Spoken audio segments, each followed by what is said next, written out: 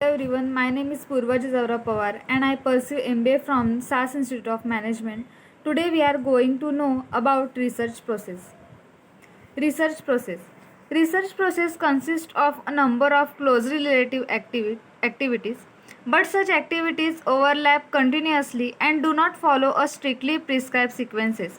Various steps involved in a research process are not mutually exclusive, nor are they separate and distinct.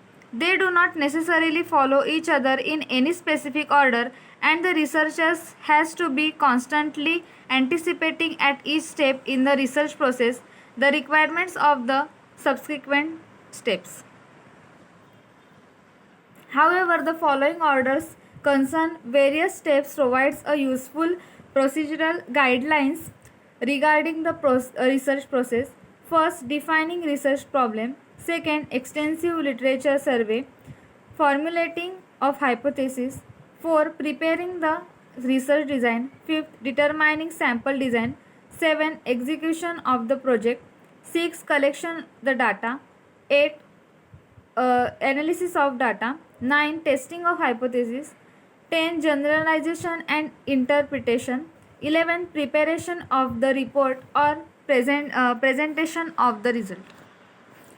First, defining research problem. The first step in research is defining a research problem. It is the most important stage in applied research, as poorly defined problems will not yield useful result. It is rightly said that a problem well defined is a half solved. Poorly defined problems cause confusion and do not allow the researcher to develop a good research design. After a problem has been chosen, the next task is to formulate it precisely. This too needs a good deal of care on the part of marketing researchers. Second, extensive literature survey. Once the problem is formulated, the next step is to write down a briefly summary. For this, the researcher should undertake extensive literature survey connected with the problem. For this purpose, the abstracting and indexing journals and published or unpublished bibliographies are the first place to go to. Academic journals, conference proceedings, government report, books, etc. must be tapped depending on the nature of the problem.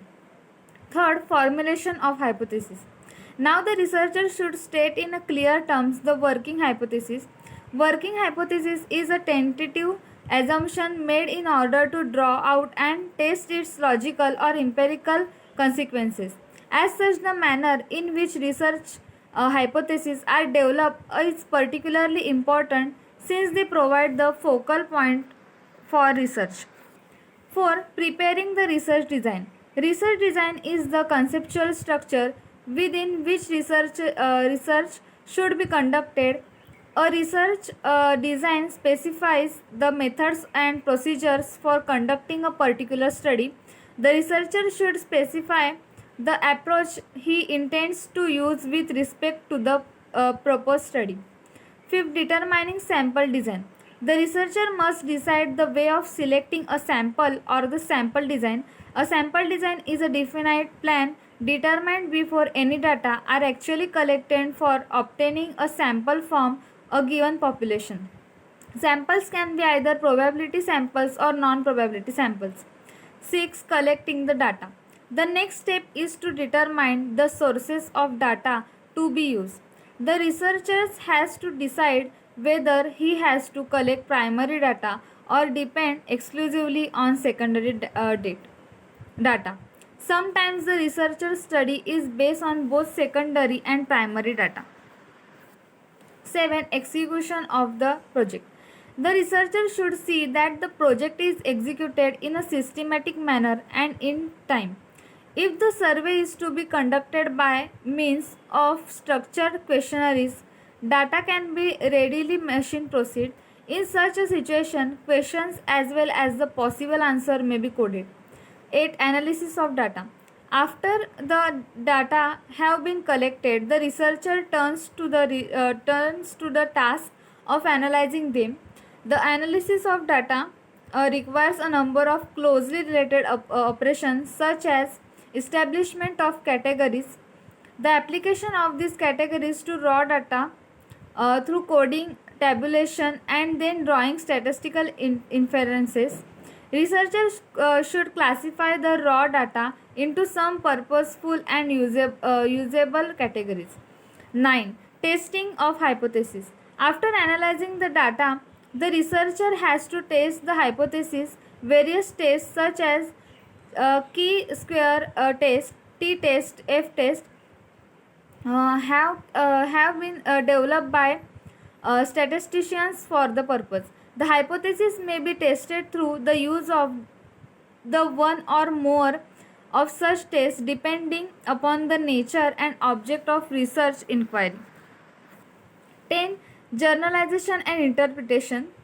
If a hypothesis is tested and upheld several times, it may be possible for the researcher to arrive at generalization, that is, to build a theory. If the researcher had no hypothesis to start with, he might seek to explain his findings on the basis of some theory. It is known as interpretation. The process of interpretation may quite often trigger off new question, which in turn may lead to further researches. 11. Preparation of the report or the result. Although report writing needs some skill which can be developed with practice, the researcher should follow the main principle of writing a report. Thank you.